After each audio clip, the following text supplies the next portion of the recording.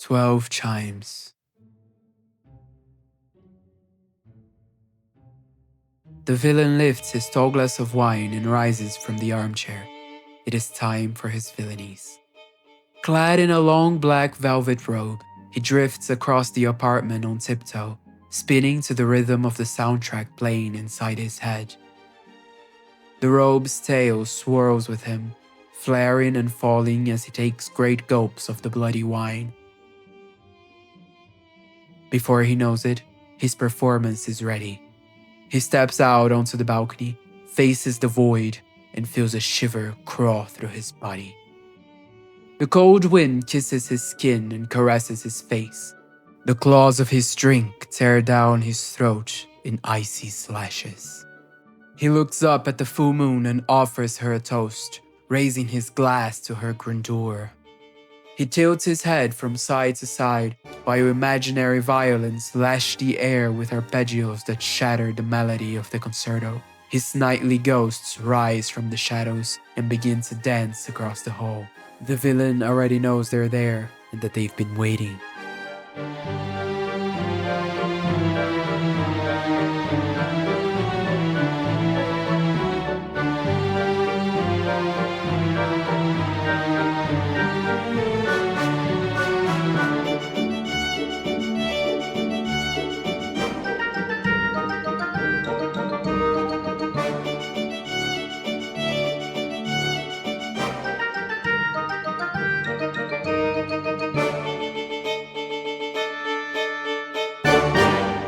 Back inside, he takes a deep breath, extends one hand forward and places the other, still holding the glass, behind his back. He courts his ghost with a deep, solemn bow. He tries to share a few seconds of waltz with them all. They kiss him and remind him of what he'd rather forget. This kind of ball, this kind of memory, this kind of sketch, in a crescendo, always gets better, always gets faster, frenetic, until they all turn to face him and pull away, leaving him alone to perform his solitary act in the middle of the room. The villain's hand caresses the air, tracing every face he once longed so desperately to touch, each passing before his eyes. He hopes somehow that all that tenderness might return to him in some measure, but deep inside he knows it's far too late for any wishes.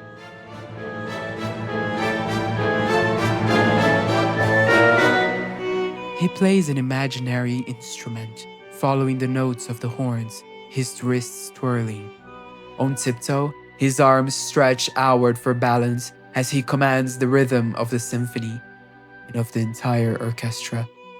He tilts his glass and stares at the ceiling as the chalice slips from his hand and shatters upon the floor. The music fades into a distant sound. Clouds swallow the moon. The light from the balcony grows dim.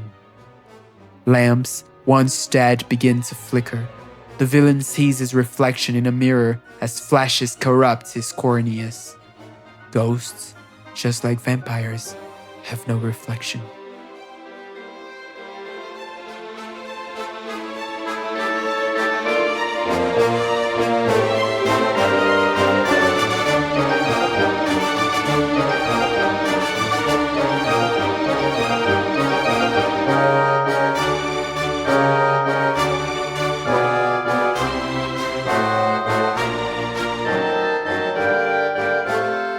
He steps closer to the mirror, admiring the features carved in the marble of his own making.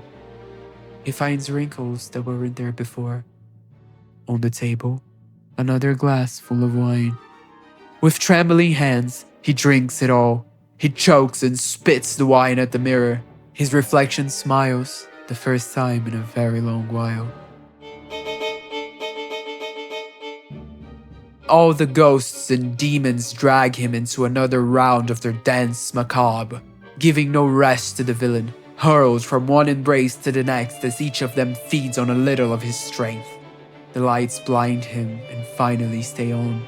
His reflection no longer appears in the mirror, which falls to the floor and shatters to pieces. The ghosts vanish for good. He runs to the balcony and looks at the sky. The clouds part like curtains and the full moon shines, infecting the heavens with her divine glare. The villain weeps and unravels, paralyzed by the light. His robe dissolves into 100 of black butterflies that rise, one by one, and escape through the open balcony door, filling the night sky of the nothing he dwells.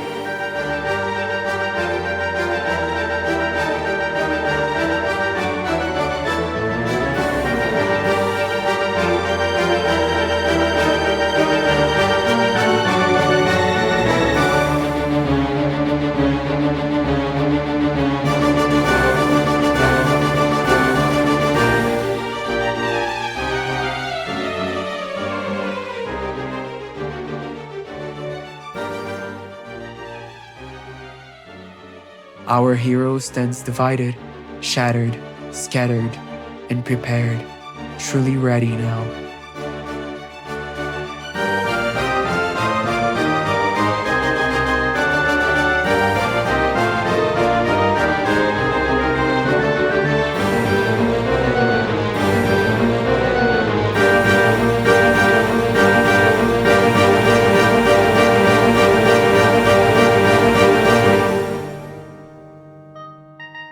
One more night of villainy.